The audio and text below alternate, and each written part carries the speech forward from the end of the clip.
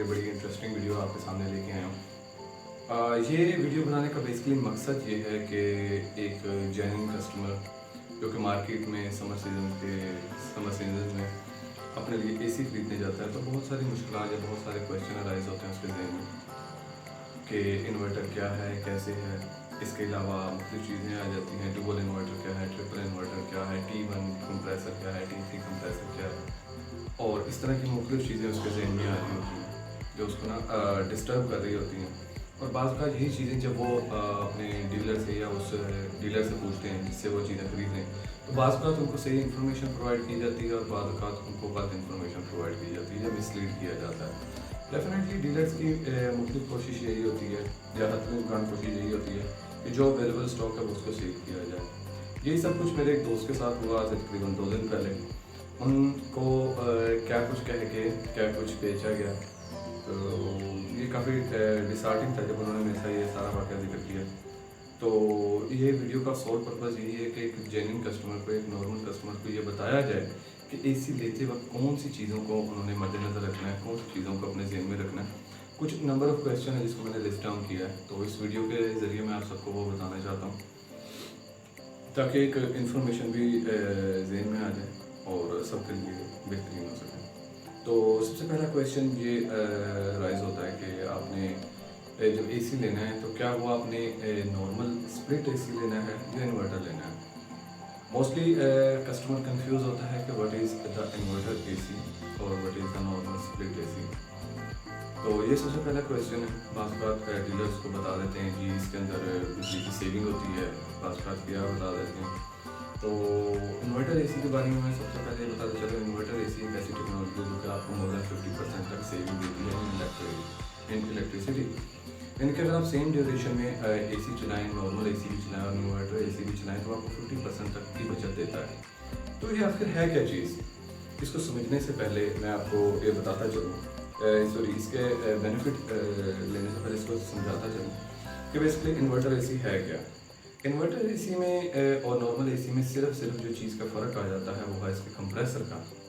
Normal AC fix speed compressor के साथ आते हैं और इन्वर्टर एसी आता है आपका वेरिएबल स्पीड के साथ, वेरिएबल स्पीड कंप्रेसर के साथ। अब ये बड़ी मज़ेदार चीज़ है कि हम इन्वर्टर को समझ रहे हैं। तो मैं आपको ये बताता चलूँ कि नॉर्मल एसी काम कैसे करता है। सिमिलरली जब एसी का कंप्रेसर स्टार्ट होता है, कूलिंग करना स्टार्ट करता है, तो वो 6, 7, 8 एम्पीयर तक जाता है, अपना टेम्परेचर अचीव करता है। वो टेम्परेचर जो कि आपने उनको सेट करके दिया हुआ होता है, वो टेम्परेचर अचीव करने के बाद वो बंद हो जाता है। थोड़ी देर के बाद जब टेम्परेचर रूम का दोबारा रेज होता है वो फिर से स्टार्ट होता है, फिर से वही 6, 7, 8 एम्पीयर तक जाता है, फिर टेम्परेचर अचीव करता है, फिर बंद होता है। तो इस किस्म का एक ग्राफ बनता है। इसके बरक्स जब इन्वर्टर टेक्नोलॉजी का मुतारफ़ करवाई गई, उसमें ये कहा गया कि आपका कंप्रेसर बंद नहीं होगा। उसमें ये चीज़ को मुतारफ़ करवाया गया कि जब एसी आपका टेम्परेचर अचीव कर लेगा, चाहे 10 मिनट में, 15 मिनट में, 20 मिनट में, आधे घंटे में टेम्परेचर अचीव कर लेगा, उसके बाद कंप्रेसर बंद नहीं होगा बल्कि अपनी स्पीड स्लो कर लेगा। यानी कि कहने का मतलब अगर वो 7 से 8 एम्पेयर के ऊपर चल रहा था, अब वो ऑटोमेटिकली 2.5 एम्पेयर, 3 एम्पेयर। अब ये वो पॉइंट है जिसके पर मुख्तलिफ कंपनीज क्लेम करती हैं कि हमारा एसी इन्वर्टर मोड पे आने के बाद जी 2.5 एम्पेयर तक जाता है, 1.5 एम्पेयर तक जाता है, 1/2 एम्पेयर तक जाता है। तो मुख्तलिफ डीलर मुख्तलिफ कह रहे होते हैं। तो इनकी जो नॉर्मल अगर जनरल बात की जाए तो 2.5 एम्पेयर तक आपका एसी चल रहा होता है। तो ये this is the small introduction या difference between the inverter and the normal AC. अच्छा, इसके बाद दूसरा क्वेश्चन रेज होता है हमारे पास कि फुल डीसी और इन्वर्टर एसी में क्या फ़र्क है। जैसे जैसे टेक्नोलॉजी में एडवांसमेंट आती गई तो क्वेश्चन ये भी राइज हुआ कि फुल डीसी क्या होता है और इन्वर्टर एसी क्या होता है। एक नॉर्मल एसी स्प्लिट एसी के सिर्फ कंप्रेसर को बदल के उसको वेरिएबल स्पीड का कंप्रेसर लगा दिया जाए तो वो एक इन्वर्टर एसी बन जाता है। लेकिन एक एडवांस चीज़ इसके अंदर जो आई वो ये कि अगर आप एसी की या पूरे स्प्लिट यूनिट इंडोर आउटडोर दोनों को मिला के इसके अंदर 5 बेसिक जो मोटर्स हैं, 5 बेसिक जो कंजम्पशन के एरियाज हैं, उनको डीसी के ऊपर कन्वर्ट कर दें तो वो फुल डीसी इन्वर्टर बन जाता है। अब वो 5 पॉइंट हैं क्या क्या। सबसे पहला compressor in itself definitely is the main heart. Compressor वो डीसी इन्वर्टर पे कन्वर्ट होगा। उसके बाद outdoor fan motor, indoor fan motor, ठीक है। इलेक्ट्रिसिटी या इलेक्ट्रॉनिक एक्सप्रेशन वॉल्व आ जाता है और मेन इंडोर वेन आ जाती है। ये 5 चीज़ें अगर आपकी डीसी हैं तो वो एसी आपका 100% फुल डीसी इन्वर्टर आता है। अब यहाँ पे एक और क्वेश्चन रेज होता है, मुझसे कस्टमर पूछते हैं कि जी इन्वर्टर एसी तो ऑलरेडी हमें सेविंग करके दे रहा था, तो फुल डीसी हमें कितनी बचत करके दे रहा है? तो इसका जवाब ये है कि नॉर्मल एसी अगर आपको 50% तक की बचत करके दे रहा है तो फुल डीसी इन्वर्टर आपको 60 से 70% तक की इलेक्ट्रिसिटी की बचत करके दे रहा होगा। अच्छा, तीसरी जो सेल्स पिच है जो कि मुख्तलिफ सेल्स पर्सन या डीलर अपने कस्टमर्स को पिच कर रहे होते हैं, ये लो वोल्टेज पे भी चलता है। डेफिनेटली लो वोल्टेज पे चलता है, लेकिन वो स्पेसिफिक मॉडल्स हैं जो कि लो वोल्टेज के ऊपर चलते हैं। स्पेसिफिक मॉडल हैं, हर ब्रांड में वो मॉडल हैं।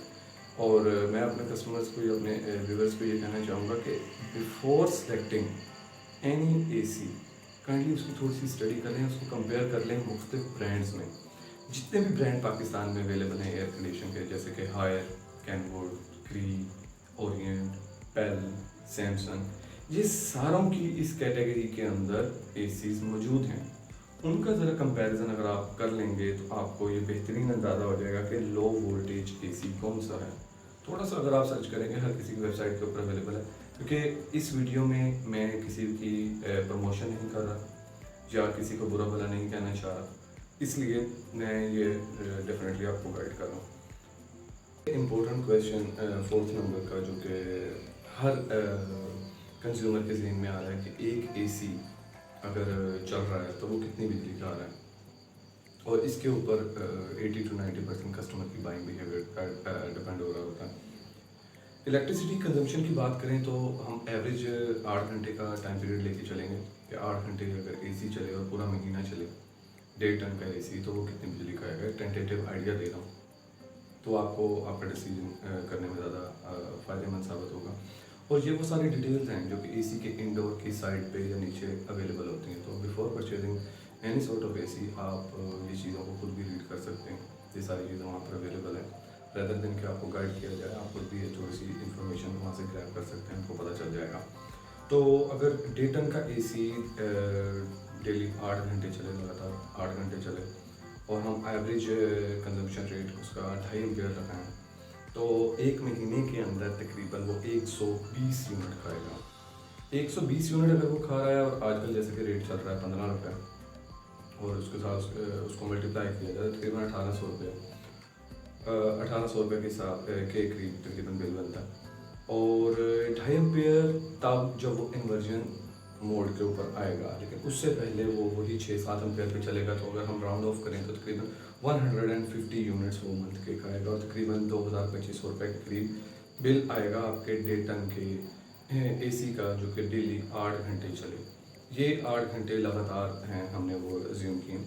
और बिल का डिपेंड करता है आपका एसी किस एरिया में लगा है, कितने एरिया में लगा है, उसको इन्वर्जन मोड पे आने में कितनी देर लगती है, आपके कमरे की हाइट कितनी है, विड्थ कितनी है।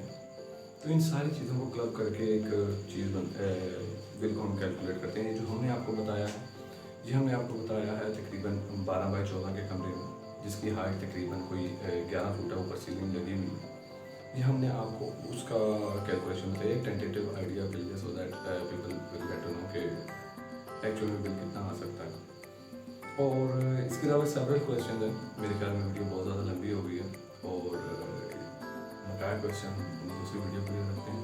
तो इंशाल्लाह ताला ये सीरीज़ अगर चली है तो हम इस सीरीज़ के अंदर ना सिर्फ जो इम्पोर्टेंट क्वेश्चन है जो कि कस्टमर के जहन में आते हैं, हम ना सिर्फ उनको बयान करेंगे, बल्कि आप लोगों के क्वेश्चन भी, you are most welcome to comment, कि आप अपने क्वेश्चन अगर आपके जहन में कहीं हैं तो आप पूछ सकते हैं, उसका डेफिनेटली जवाब देंगे। ठीक है, अपने प्यारों का ख्याल रखें। कोरोना वायरस बड़ा शदीद हुआ हुआ, तो सोशल डिस्टेंस मेंटेन करें, बेजा बाहर निकलने से परहेज़ करें, बहुत ज़्यादा ख्याल रखें।